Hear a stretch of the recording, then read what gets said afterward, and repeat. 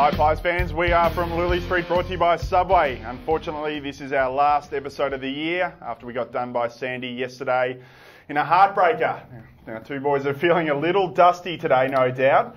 Pebs and Caff. Now, Caff, huge turnout by the Magpie Army yesterday. It was a great game. We don't want to dwell on it too much, but tell us a little bit about it. Yeah, it was a fantastic turn-up by all of our supporters.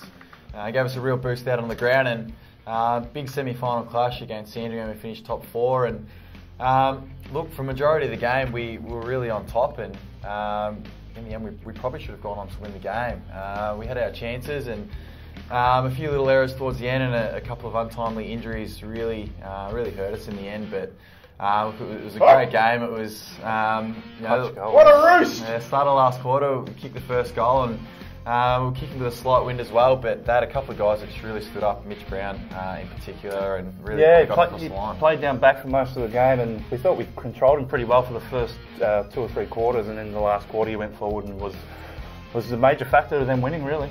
Yeah. So as you can see there's the score, and disappointing, leading for much of the game. In that last quarter, we just got pipped at the post by 7 points. Yeah, disappointing game, 97 to 104. The all-player rankings there. Well, look who is sitting pretty. That's 2 weeks in a row, Caff. Yeah. Obviously a big game player, 138, 24 touches, 8 clearances, 2 goals and 8 tackles. That's a pretty solid game, mate. Are you happy with how you kind of finished off the year? Yeah, well, on a personal level, it was good to get back and string a few games together and play well in finals. So, but as a team, we're pretty disappointed because we really thought we should have won the game and could have gone a lot further in the year. But it is what it is, and we'll look forward to next year now. Well, it was good to see you out there. One big downside on Sunday's loss was the hamstring injury sustained by defender John O'Marsh. Collingwood media had the chance to review the incident and to talk to Dale Tapping about the injury post-game. Look, I think he's hurt his hammy again, but I don't think it's as severe as when he did it last year. It's just a similar action when he did it, but disappointing for him because he's quality. He'll play a lot of good AFL footy for the club, so. Disappointing for him and disappointing for us, particularly today. So we certainly missed him when he went off. He's a quality player, but he's potentially got really good leadership attributes written all over him. And for a second-year player to really articulate the game and communicate the game to help his teammates to get in better positions and challenge other players, it's a really good sign. We've had plenty of fan votes throughout the year, and I can tell you going into the last round, boys, it was very, very close at the top of the leaderboard. So this week we had Colin Pike give us his final 3-2-1. We'll have a look and see who got across the line. Okay, we give 3 votes to Scharenberg, consistent all day, good marking, and 2 votes to Witt, who was consistent with his marking and consistent in the ruck all day, and 1 vote to Sammy Dwyer for his groundwork. Well, let's have a look at the final fan vote leaderboard for 2015, and it's pretty tight up the top there. But we have a clear 3-way tie.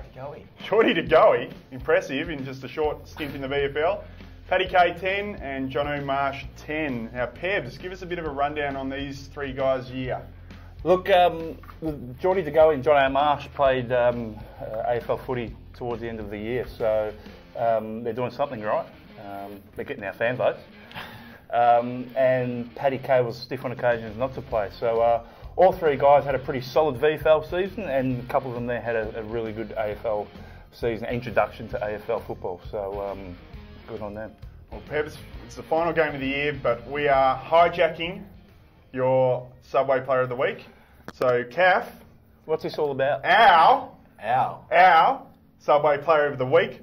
Well, let's say Subway Player of the Year. Hang on. I was going to have Caff as my Subway player, but what's... No. Our Subway Player of the Year... I'm not happy here. ...is you. Whoa.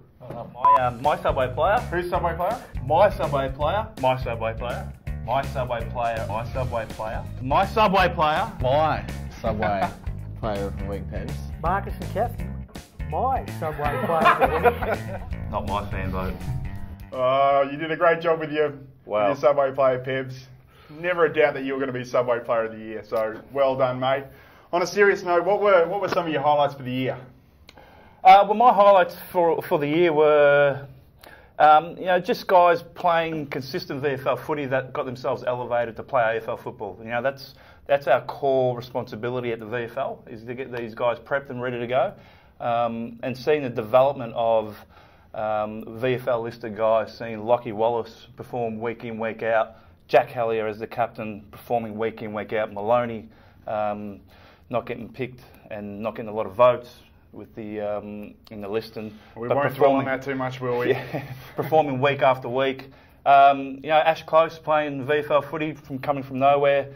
Jeremy Taylor performing coming from another club from last year. So these guys are stepping up. They're starting to get some continuity with VFL football, and they're starting to get some games under their belt. There's a lot of guys that played on it. Taps touched on after the game. It said there was 54 guys or something around that that played VFL footy for the year. So that's fantastic in itself. Yeah, it is. It shows we're doing something right in the program, and those guys are, they're performing week in, week out. They come to training after doing a hard day of work. Some of them are plumbers, some of them are builders, some of them go to uni, and they come to training at 5 o'clock and they turn up and they're ready to go.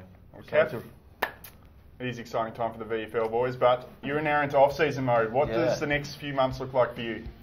Yeah, we've got a couple of months off now to just relax and unwind and prepare for next year. So a bit of downtime for the next month will be pretty low key. Just catch up with a lot of family and friends, and after the Copeland Trophy, get overseas for a couple of weeks and head away to Bali, Thailand, and Cambodia. So very nice. Yeah, so that'll be good. And then get back into it, start training, and get ready to go and prepare for a big year next year. Back fresh. Well, hopefully we're talking about you at AFL level. You've been a great influence on the VFL boys this year, and I know they're really appreciative, and you hit the line really hard, and we can't wait to see you in 2016. Thank you, mate. Well, that's it from Lulie Street for 2015. We've had a great year. It's been great fun. I think the most important thing is we've got the VFL Pies trending up in the eyes of our fans. Crowds are growing. We're going to be bigger and better next year. More info, more coverage.